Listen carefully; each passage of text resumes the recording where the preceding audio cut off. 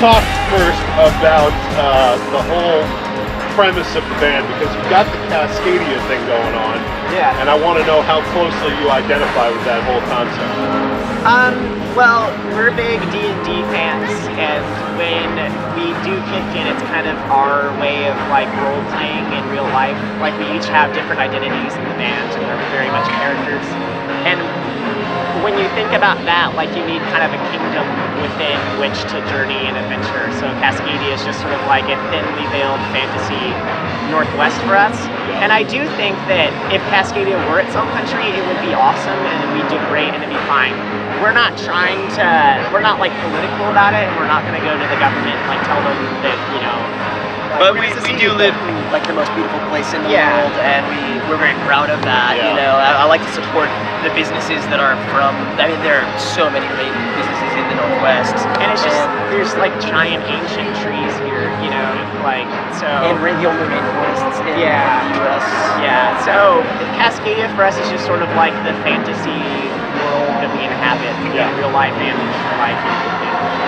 So does the name tie into that as well? The name Kithkin? Yeah. You want to explain? Yeah. Kithkin is a character from Magic the Gathering, the playing card game. It's actually a race. It's like Magic the Gathering's version of the Hobbit. They almost called it.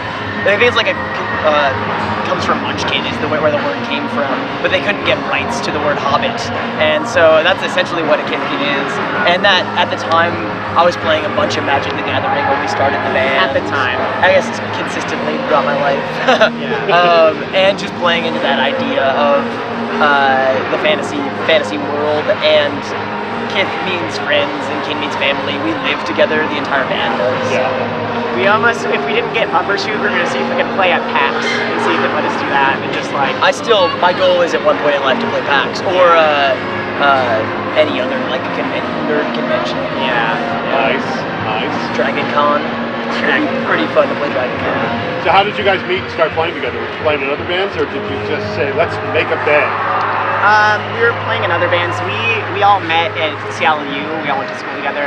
We're all the same age, and me, Ian, and Bob were all in a band called Pain and Horses that was not very good. It was fun though. And at least you can admit it now, right? And it sounded nothing like Kithkin. And then our bassist transferred to another school, so I was like, I want to learn to play bass. And we got Alex to come join. He was in the band before, but we were friends with him. And we were just like, let's make a band and let's make it really rhythmic and full of drums. I originally wanted to play guitar and sing, but we just couldn't find the right drummer for what we wanted it to sound like, so I started drumming, and I was like, if I'm gonna drum, I want to stand and I want to be able to be like up and close and personal with the audience. So that's kind of where it started. And I want everybody in the band to drum as well. Yes, I want you guys to cover my. It's only fair. Let's talk about the sound for a minute. It's really hard to describe other than saying it's tribal, which is correct, but it's more than that. What do you guys listen to? We call it tree punk. We're all listening to completely different things. That's why I think it's kind of hard to pin down. Like, I'm super into African music. Like a lot of there's a band called Kasai All Stars that I love, and I really like black metal. So it's like super rhythmic, and then like really the way I play bass, I just play black metal bass in a pop band basically. Oh my god, I have to pay attention now. If you pay attention, like especially tonally, his bass and the Varellin is made to do. The Amplibot is made here by a guy named Ben Varellin. He's incredible, and he makes them all the wood, and he's like a metal guy. So I'm basically playing a metal bass, and then Ian. I am a huge fan of psychedelic music. I really went through a bout for the past year of just listening to like 60s and 70s psychedelic music, so I think I bring that aspect into the band pretty heavily. Bob our keyboardist, he like Bruce Springsteen is his god. He just worships the dude. He got a tattoo of like a horseshoe, and that was on one of the wristbands he got when he saw Bruce Springsteen the first time. And he has like every DVD that Bruce Springsteen's ever done. And then Alex, he's our guitarist, is super into like My Bloody Valentine and like a lot of like the Pixies, Sonic Youth, like a lot of no wave stuff. So it's just kind of noisy guitar stuff. I think the thing all those kind of have in common is how heavy they all get, which is why there are pop elements to each, but also what makes it for me black metal. But we try and bring like the pop elements from our favorite pop music into those noisy elements from the other. So it's just all kind of that, just like, yeah. Mash. Yeah. And then drums. So you guys just finished mastering your new album, yeah? Yes. all done. Yeah. Tell me about, was it easy recording it? Was it hard? Did it turn into tweakers? It was. I wanted the album to be out as soon as we got in the studio. You know, it's so hard to have all these songs saved up and not really let them out there.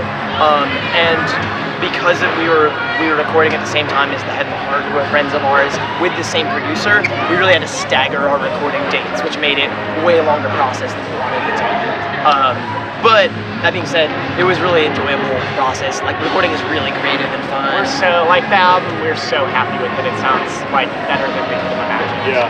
I think it's because we were able to take our time. Like, Yeah. We recorded over the span of 8 months, and we did a ton of layering and. Our producer very quickly became our best friend. Yeah. Who produced it? Sean Simmons is his name. Yeah, he he's did the Head amazing. and the Heart and Lamolo and the Maldives. Yeah. Well, when's it, any release date planned yet?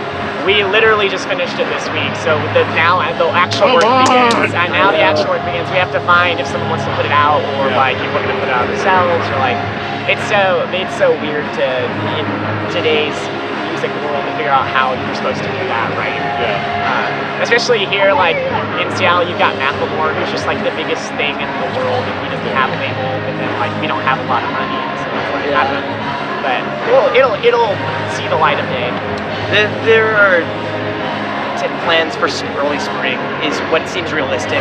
We would like to put it out earlier, but that's just not possible with getting vinyl and printing the album and things like that. But So that's part of the plan to put it on vinyl? Yes, absolutely. yeah. Nice.